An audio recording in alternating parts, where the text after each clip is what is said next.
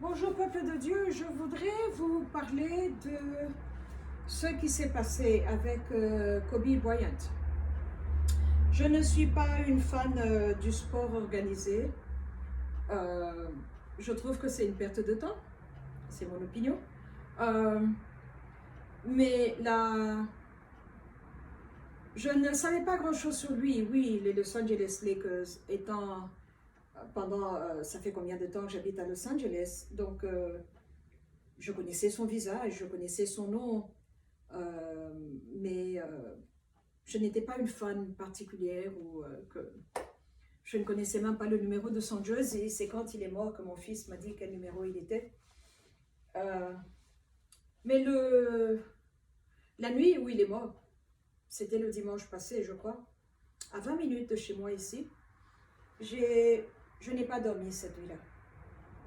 L'oppression qu'il y avait, les activités spirituelles qu'il y avait dans l'atmosphère étaient vraiment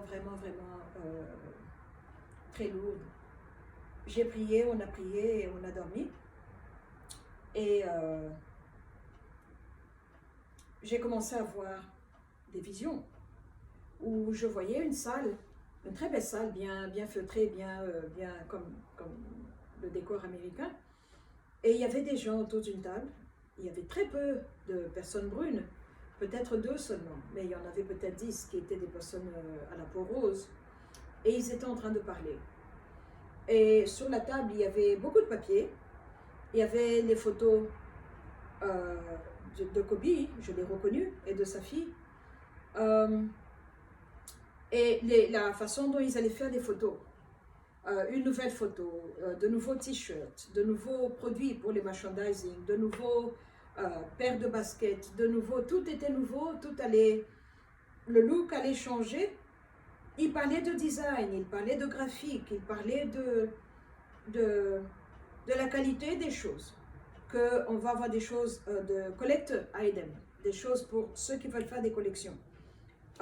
Et pour ceux qui sont adultes, pour les hommes, pour les femmes, et maintenant du côté de la fille, Gianna, qu'ils allaient faire des produits pour les petites filles de 13-15 ans. Toutes ces filles qui vont l'admirer. Et alors il fallait faire un planning de la romance, de suivre et de perpétuer le culte de ces 2 individus, perpétuer l'engouement, une campagne de marketing, une campagne romantique qui va faire qu'ils vont être ce qu'on dit en anglais, a gift that keeps on giving, un cadeau qui continue à donner. Et ce qui m'a frappé, c'était la froideur dans la conversation. Pour moi, qui n'était pas une fanat de ce monsieur-là, une fan, ça m'avait fait de la peine. D'abord, l'accident était brutal, violent, la jeunesse, à 41 ans, mon Dieu, c'est bien jeune. Et l'enfant, maintenant, les 2 petites filles qui étaient dans l'avion, en tant que maman. Donc moi, ça m'a affectée.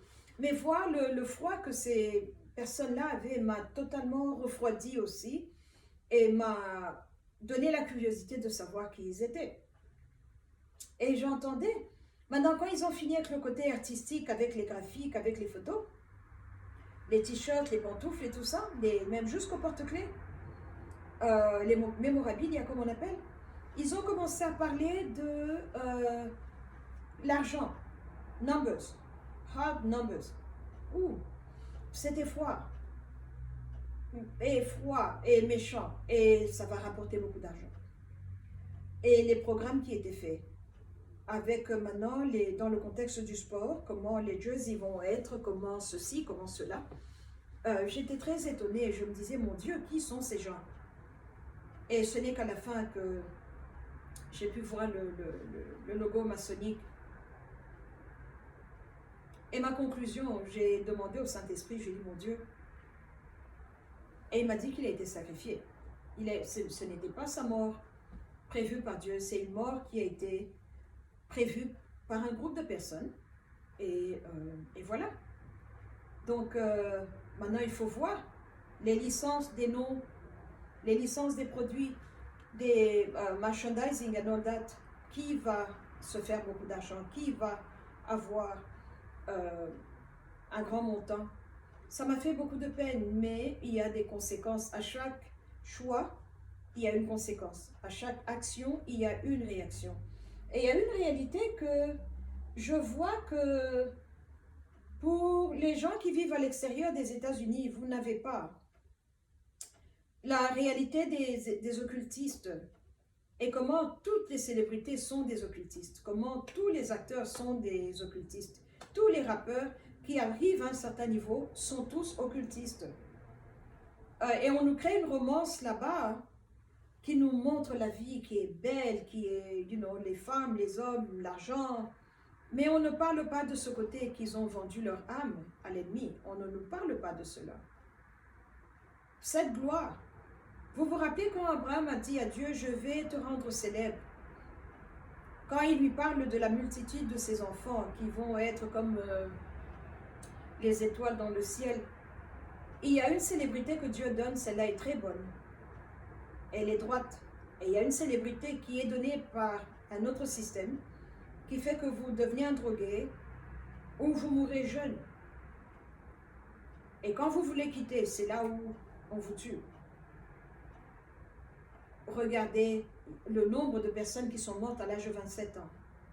Jimi Hendrix, Amy Winehouse, il y en a tellement. Il y a beaucoup de vidéos qu'on appelle le club des 27 parce que 27 ans, 41 ans, et surtout si vous voulez partir, c'est un grand problème, ils ne veulent pas vous laisser partir. Faites des recherches, vous allez voir. Et donc voilà ce que j'ai vu, c'est It's all about money, c'est au sujet de l'argent, l'argent, les revenus que la vie de Kobe et la vie de sa fille vont ramener au groupe. Il voulait partir et on l'a empêché de partir et on l'a aidé à précéder. Voilà ce qui s'est passé. Voilà ce que moi j'ai vu, voilà ce que moi je sais et que Dieu puisse nous aider à bien choisir.